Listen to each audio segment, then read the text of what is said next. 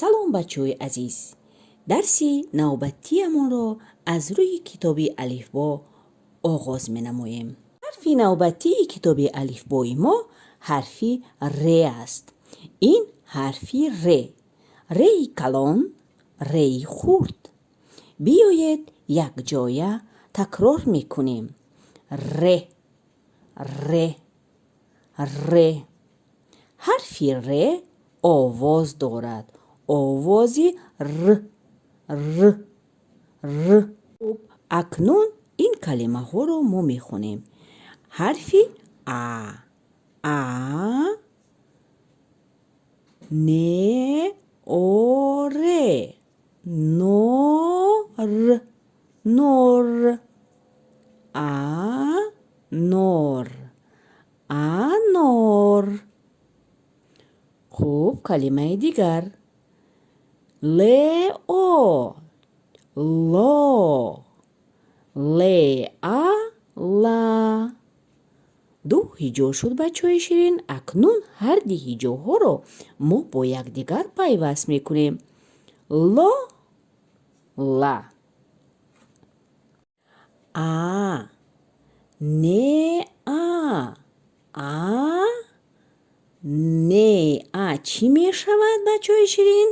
на, ана, ана. меа, ма, меа, ма. неа, на, ма, на. нео, нор, нор. нор, анор, анор. неа, на, ана, ана. анор, ана. ин чист бачаҳои ширин? мурғ. офарин. анор, ана, мурғ. меа, ма, ҳиҷои ма. меа, ма. неа, на, ма, на. мана. нео, анор, анор. мана, анор. хуб, зери ин расм чӣ навишта карда шудааст? биёед мехонем.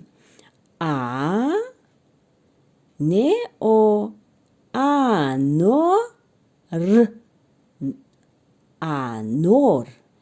яъне ки номи ин духтарак анор аст. барои ҳамин зери ин расм номи духтарак навишта карда шудааст. ин расмҳо мо назар дохта мебинем ки зери ин расмҳо хоначаҳо ҳастанд. хуб бачаҳои ширин, шумо албатта пай бурдаед ки хоначаи охирин яъне ки давраи сурх дорад. давраи сурх доштани ин хонача онро нишон медиҳад ки ин ҳарф ҳарфи ҳамсадо аст. ва мо назар меандозем ки ин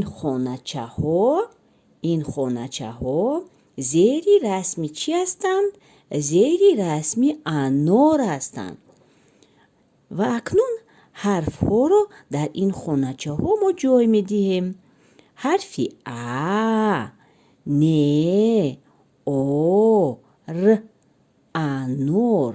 калимаи анор 4 ҳарф дорад ва ҳарфи охиринаш ҳарфи ре аст. калимаи рӯбоҳ бо ҳарфи ре навишта мешавад ва дар ин калима яъне ки чанд хонача ҳаст дар ин ҷо?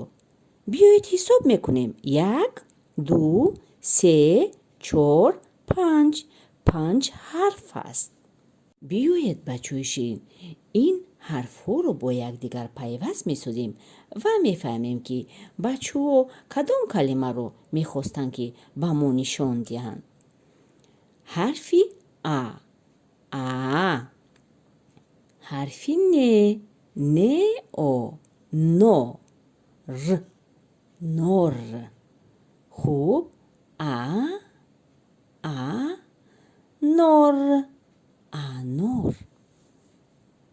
آ. ن اور. نور. آ. نور.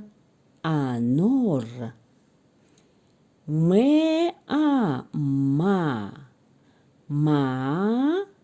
ن آ. نا. مانا. مانا. م او. مور. مور.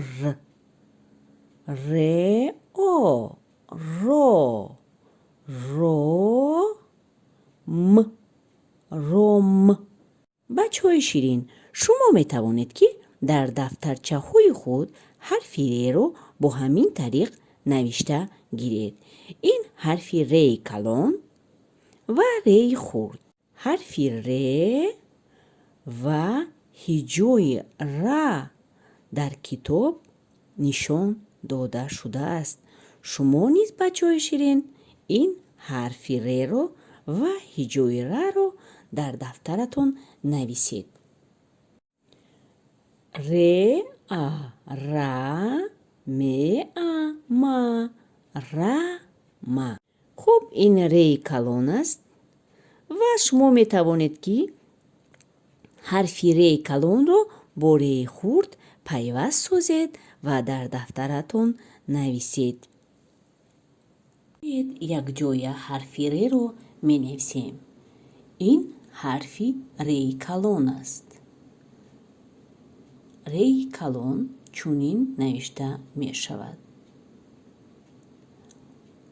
اکنون ما می توانیم که ر کلان را با یگان حرف پیوست بسازیم. بیایید ر کلان را با حرف آ پیوست می سازیم. ر کلان نوشتیم و اکنون حرف آ را می نویسیم. می شود که هجای ر. ر. آ. خوب. اکنون می توانیم که ر خرد رو با یگان حرف صدانک پیوست سازیم. ما می نویسیم ر خرد و البته صدانک آ رو و ما می توانیم که نویسیم هجای ر. ما نوشتیم هجای ر. ر. آ.